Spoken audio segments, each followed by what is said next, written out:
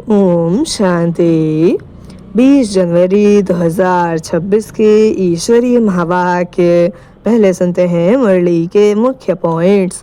आज बाबा ने कहा, बेहद के बाप को याद करना सबसे गुप्त और ऊंची बात है। याद से ही याद मिलती है। बिना बाप याद के बाप याद नहीं करते। बेहद का बाप सबसे ऊंचा शिक्षक बनकर पढ़ाते हैं। वह उन्हीं को पढ़ाते हैं जो बिल्कुल बेसमझ बन चुके हैं। नेक्स्ट पॉइंट, जो सर्विस का समाचार देते हैं वही जीवित माने जाते हैं। सर्विस का सबूत देना आत्मिक जिम्मेदारी है। फिर बाबा ने कहा, परमात्मा को सर्वव्यापी कहना उनकी ग्लानि है। इससे बाप को 84 लाख योनियों में भेज दिया जाता है। फिर लास्ट में बाबा ने कहा, काम विकार को जीतना ही सच्चा जगत जीत बनना है। मन को नहीं, विकारों को जीतना मुख्य पुरुषार्थ है। और अब सुनते हैं महावाक्यों को विस्तार से। मुरली का सार है, मीठे बच्चे, बेहद के बाप को याद करना यह है गुप्त बात। याद से याद मिलती है। जो याद नहीं करते उन्हें बाप भी कैसे याद करें। प्रश्न है आज का, संगम पर तुम बच्चे कौन सी पढ़ाई पढ़ते हो जो सारा कल्प नहीं पढ़ाई जाती। उत्तर, जीते जी शरीर से न्यारा अर्थात मुर्दा होने की पढ़ाई अभी पढ़ते हो, क्योंकि तुम्हें कर्मातीत बनना है। बाकी जब तक शरीर में है तब तक कर्म तो करना ही है। मन भी अमन तब हो जब शरीर न हो, इसलिए मन जीते जगत जीत नहीं, लेकिन माया जीते जगत जीत। अच्छा, ओम शांति। बाप बैठ बच्चों को समझाते हैं, क्योंकि यह तो बच्चे समझते हैं, बेसमझ को ही पढ़ाया जाता है। अब बेहद का बाप ऊंचते ऊंच भगवान आते हैं तो किसको पढ़ाते होंगे। ज़रूर जो ऊंचते ऊंच बिल्कुल बेसमझ होंगे। इसलिए कहा ही जाता है, विनाश काले विपरीत बुद्धि। विपरीत बुद्धि कैसे हो गए हैं। 84 लाख योनियाँ लिखा हुआ है ना, तो बाप को भी 84 लाख जन्मों में ले आए हैं। कह देते हैं परमात्मा कुत्ते, बिल्ली, जीव जंतु सब में है। बच्चों को समझाया जाता है, यह तो सेकंड नंबर पॉइंट देनी होती है। बाप ने समझाया है, जब कोई नया आता है तो पहले पहले उनको हद के और बेहद के बाप का परिचय देना चाहिए। वह बेहद का बड़ा बाबा और वह हद का छोटा बाबा। बेहद का बाप माना ही बेहद आत्माओं का बाप। वह हद का बाप जीवात्मा का बाप हो गया। वह है सब आत्माओं का बाप। यह नॉलेज भी सब एक रस धारण नहीं कर सकते। कोई 1% धारण करते हैं तो कोई 95% धारण करते हैं। यह तो समझ की बात है। सूर्यवंशी घराना होगा ना, राजा रानी तथा प्रजा, यह बुद्धि में आता है ना। प्रजा में सब प्रकार के मनुष्य होते हैं। प्रजा माना प्रजा। बाप समझाते हैं, यह पढ़ाई है। अपनी बुद्धि अनुसार हर एक पढ़ते हैं। हर एक को अपना अपना पाठ मिला हुआ है। जिसने कल्प पहले जितनी पढ़ाई धारण की है उतनी अब भी धारण करते हैं। पढ़ाई कब छिपी नहीं रह सकती। पढ़ाई अनुसार ही पद मिलता है। बाप ने समझाया है, आगे चल इम्तिहान तो होता ही है। बगैर इम्तिहान ट्रांसफ़र तो हो न सके। पिछाड़ी में सब मालूम पड़ेगा। बल्कि अभी भी समझ सकते हैं कि किस पद के हम लायक हैं। भल लज्जा के मारे सबके साथ हाथ उठा देते हैं। दिल में समझते भी हैं, हम यह कैसे बन सकेंगे, तो भी हाथ उठा देते हैं। समझते हुए भी फिर हाथ उठा लेना, यह भी अज्ञान कहेंगे। कितना अज्ञान है। बाप तो झट समझ जाते हैं। इससे तो उन स्टूडेंट्स में अक्ल होता है। वह समझते हैं हम स्कॉलरशिप लेने के लायक नहीं हैं, पास नहीं होऊंगा। इससे तो वह अज्ञानी अच्छे जो समझते हैं टीचर जो पढ़ाते हैं उसमें हम कितने मार्क्स लेंगे, ऐसे थोड़े ही कहेंगे हम पास विद ऑनर होंगे। तो सिद्ध होता है यहाँ इतनी भी बुद्धि नहीं है। देह अभिमान बहुत है। जब तुम आए हो यह लक्ष्मी नारायण बनने तो चलन बड़ी अच्छी चाहिए। बाप कहते हैं, कोई तो विनाश काले विपरीत बुद्धि है, क्योंकि कायदेसीर बाप से प्रीत नहीं है। तो क्या हाल होगा, ऊंच पद पा नहीं सकेंगे। बाप बैठ तुम बच्चों को समझाते हैं, विनाश काले विपरीत बुद्धि का अर्थ क्या है। बच्चे ही बुरा नहीं समझ सकते तो फिर और क्या समझेंगे। जो बच्चे समझते हैं हम शिव बाबा के बच्चे हैं, वही पूरा अर्थ को नहीं समझते। बाप को याद करना यह तो है गुप्त बात, पढ़ाई तो गुप्त नहीं है ना। पढ़ाई में नंबर वार है, सब एक जैसा थोड़े ही पढ़ेंगे। बाप तो समझाते हैं यह अभी बेबीज हैं। ऐसे बेहद के बाप को 3-3 4-4 मास याद भी नहीं करते हैं। मालूम कैसे पड़े कि याद करते हैं, जबकि उनकी चिट्ठी आए, फिर उस चिट्ठी में सर्विस समाचार भी हो कि यह रूहानी सर्विस करता हूँ। सबूत चाहिए ना। ऐसे तो देह अभिमानी होते हैं जो न तो कभी याद करते हैं न सर्विस का सबूत दिखाते हैं। कोई तो समाचार लिखते हैं बाबा फलाने फलाने आए, उनको यह समझाया, तो बाप भी समझते हैं बच्चा जिंदा है। सर्विस समाचार ठीक देते हैं। कोई तो 3-4 मास पत्र नहीं लिखते, कोई समाचार नहीं तो समझेंगे मर गया या बीमार है।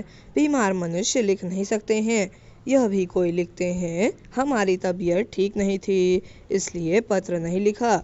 कोई तो समाचार ही नहीं देते, न बीमार हैं। देह अभिमान है, फिर बाप भी याद किसको करें। याद से याद मिलती है, परंतु देह अभिमान है।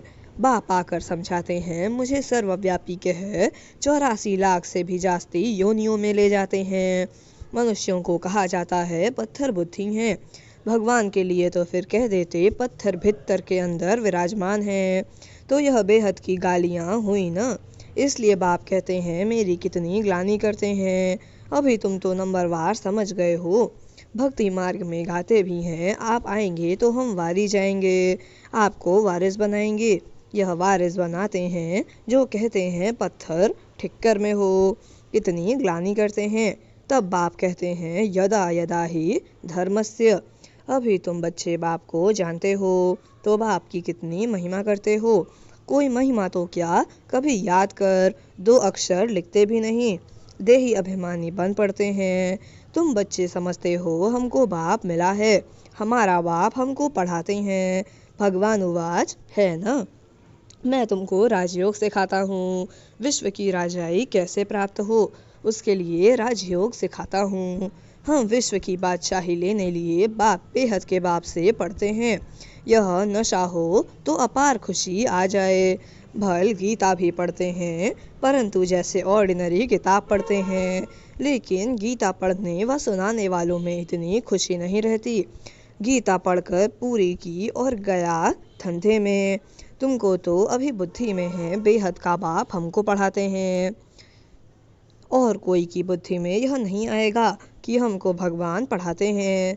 तो पहले पहले कोई भी आवे तो उनको 2 बाप की थ्योरी समझानी है।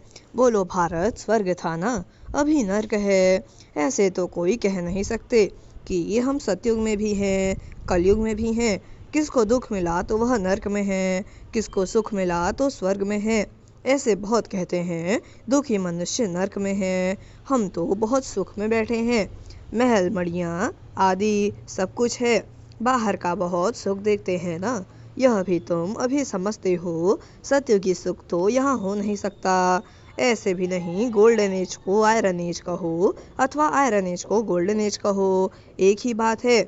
ऐसे समझने वाले को भी अज्ञानी कहेंगे। तो पहले पहले बाप की थ्योरी बतानी है।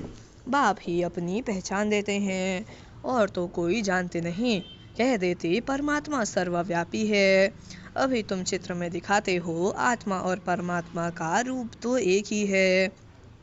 वह भी आत्मा है, परंतु उनको परमात्मा कहा जाता है। बाप बैठ समझाते हैं मैं कैसे आता हूँ। सभी आत्माएं वहाँ परमधाम में रहती हैं। यह बातें बाहर वाला तो कोई समझ नहीं सकता। भाषा भी बहुत सहज है। गीता में श्री कृष्ण का नाम डाल दिया है। अब श्री कृष्ण तो गीता सुनाते नहीं हैं। वह तो सबको कह न सकें कि मामेकम याद करो। देहधारी की याद से तो पाप कटते नहीं हैं। श्री कृष्ण भगवानुवाच देह के सब संबंध त्याग मामेकम याद करो। परंतु देह के संबंध तो श्री कृष्ण को भी हैं, और फिर वह तो छोटा सा बच्चा है ना। यह भी कितनी बड़ी भूल है, कितना फर्क पड़ जाता है एक भूल के कारण। परमात्मा तो सर्वव्यापी हो नहीं सकता। जिसके लिए कहते हैं सर्व का सद्गति दाता है, तो क्या वह भी दुर्गति को पाते हैं? परमात्मा कब दुर्गति को पाता है क्या? यह सब विचार सागर मंथन करने की बातें हैं, टाइम वेस्ट करने की बात नहीं है। मनुष्य तो कह देते कि हमको फुर्सत नहीं है। तुम समझाते हो कि आकर कोर्स लो, तो कहते फुर्सत नहीं। 2 दिन आएंगे फिर 4 दिन नहीं आएंगे। पढ़ेंगे नहीं तो यह लक्ष्मी नारायण कैसे बन सकेंगे? माया का कितना फोर्स है। बाप समझाते हैं जो सेकंड, जो मिनट पास होता है वह हूबहू रिपीट होता है, अनगिनत बार रिपीट होते रहेंगे। अभी तो बाप द्वारा सुन रहे हो। बाबा तो जन्म मरण में आते नहीं, भेंट की जाती है। पूरा जन्म मरण में कौन आता है? और न आने वाला कौन? सिर्फ एक ही बाप है जो जन्म मरण में नहीं आता है, बाकी तो सब आते हैं। इसलिए चित्र भी दिखाया है, ब्रह्मा और विष्णु दोनों जन्म मरण में आते हैं। ब्रह्मा सो विष्णु, विष्णु सो ब्रह्मा पार्ट में आज आते जाते हैं, एंड हो ना सके। यह चित्र फिर भी आकर सब देखेंगे और समझेंगे। बहुत सहज समझ की बात है। बुद्धि में आना चाहिए हम सो ब्राह्मण हैं, फिर हम सो क्षत्रिय वैश्य शूद्र बनेंगे। फिर बाप आएंगे तो हम सो ब्राह्मण बन जाएंगे। यह याद करो तो भी स्वदर्शन चक्रधारी ठहरे। बहुत हैं जिनको याद ठहरती नहीं। तुम ब्राह्मण ही स्वदर्शन चक्रधारी बनते हो, देवताएं नहीं बनते हैं। यह नॉलेज की चक्र कैसे फिरता है? यह इस नॉलेज को पाने से वह यह देवता बने हैं। वास्तव में कोई भी मनुष्य स्वदर्शन चक्रधारी कहलाने के लायक नहीं है। मनुष्यों की सृष्टि मृत्यु लोक ही अलग है। जैसे भारतवासियों की रस्म रिवाज अलग है, सबका अलग अलग होता है। देवताओं की रस्म रिवाज अलग है, मृत्यु लोक के मनुष्यों की रस्म रिवाज अलग। रात दिन का फर्क है। इसलिए सब कहते हैं हम पतित हैं। हे भगवान, हम सब पतित दुनिया के रहने वालों को पावन बनाओ। तुम्हारी बुद्धि में है पावन दुनिया आज से 5000 वर्ष पहले थी, जिसको सतयुग कहा जाता है। त्रेता को नहीं कहेंगे। बाप ने समझाया है वह है फर्स्ट क्लास, यह है सेकंड क्लास। तो एक एक बात अच्छी रीति धारण करनी चाहिए। जो कोई भी आए तो सुनकर वंडर खावे। कोई तो वंडर खाते हैं, परंतु फिर उनको फुर्सत नहीं रहती। जो पुरुषार्थ करें फिर सुनते हैं पवित्र जरूर रहना है। यह काम विकार ही है जो मनुष्य को पतित बनाता है। इनको जीतने से ही तुम जगत जीत बनेंगे। बाप ने कहा भी है काम विकार जीत जगत जीत बनो। मनुष्य फिर कह देते मन जीते जगत जीत बनो। मन को वश में करो। अब मन अमन तो तब हो जब शरीर न हो, बाकी मन अमन तो कभी होता ही नहीं। देह मिलती ही है कर्म करने के लिए, तो फिर कर्मातीत अवस्था में कैसे रहेंगे? कर्मातीत अवस्था कहा जाता है मुर्दे को, जीते जी मुर्दा, शरीर से न्यारा। तुमको भी शरीर से न्यारा बनने की पढ़ाई पढ़ाते हैं। शरीर से आत्मा अलग है। आत्मा परम धाम की रहने वाली है। आत्मा शरीर में आती है तो उनको मनुष्य कहा जाता है। शरीर मिलता ही है कर्म करने लिए। एक शरीर छूट जाएगा फिर दूसरा शरीर आत्मा को लेना है कर्म करने लिए। शांत तो तब रहेंगे जब कर्म नहीं करना होगा। मूल वतन में कर्म होता नहीं। सृष्टि का चक्र यहाँ फिरता है। बाप को और सृष्टि चक्र को जानना है। इसको ही नॉलेज कहा जाता है। यह आँखें जब तक पतित क्रिमिनल हैं, तो इन आँखों से पवित्र चीज देखने में आ नहीं सकती। इसलिए ज्ञान का तीसरा नेत्र चाहिए। जब तुम कर्मातीत अवस्था को पाएंगे अर्थात देवता बनेंगे, फिर तो इन आँखों से देवताओं को देखते रहेंगे। बाकी इस शरीर में इन आँखों से श्री कृष्ण को देख नहीं सकते। बाकी साक्षात्कार किया तो उससे कुछ मिलता थोड़े ही है। अल्पकाल के लिए खुशी रहती है, कामना पूरी हो जाती है। ड्रामा में साक्षात्कार की भी नूंद है, इससे प्राप्ति कुछ नहीं होती। अच्छा, मीठे मीठे सिकिलधे बच्चों प्रति माता पिता बाप दादा का याद प्यार और गुड मॉर्निंग। रूहानी बाप की रूहानी बच्चों को नमस्ते। हम रूहानी बच्चों की रूहानी माता पिता बाप दादा को याद प्यार और गुड मॉर्निंग। नमस्ते नमस्ते नमस्ते। शुक्रिया बाबा, शुक्रिया। धारणा के लिए मुख्य सार। पहली पॉइंट, शरीर से न्यारी आत्मा हूँ, जीते जी इस शरीर में रहते जैसे मुर्दा। इस स्थिति के अभ्यास से कर्मातीत अवस्था बनानी है। दूसरी पॉइंट, सर्विस का सबूत देना है। देह भान को छोड़ अपना सच्चा सच्चा समाचार देना है। पास विद ऑनर होने का पुरुषार्थ करना है। वरदान है आज का, अपने शांत स्वरूप स्टेज द्वारा शांति की किरणें फैलाने वाले मास्टर शांति सागर भव। अपने शांत स्वरूप स्टेज द्वारा शांति की किरणें फैलाने वाले मास्टर शांति सागर भव। वरदान का स्पष्टीकरण है, वर्तमान समय विश्व के मेजॉरिटी आत्माओं को सबसे ज़्यादा आवश्यकता है सच्चे शांति की। अशांति के अनेक कारण दिन प्रतिदिन बढ़ रहे हैं और बढ़ते जाएंगे। अगर स्वयं अशांत नहीं भी होंगे तो औरों के अशांति का वायुमंडल, वातावरण शांत अवस्था में बैठने नहीं देगा। अशांति के तनाव का अनुभव बढ़ेगा। ऐसे समय पर आप मास्टर शांति के सागर बच्चे अशांति के संकल्पों को मर्ज कर विशेष शांति के वाइब्रेशन फैलाओ। स्लोगन है आज का, बाप के सर्व गुणों का अनुभव करने के लिए सदा ज्ञान सूर्य के सम्मुख रहो। क्या कहा? बाप के सर्व गुणों का अनुभव करने के लिए सदा ज्ञान सूर्य के सम्मुख रहो।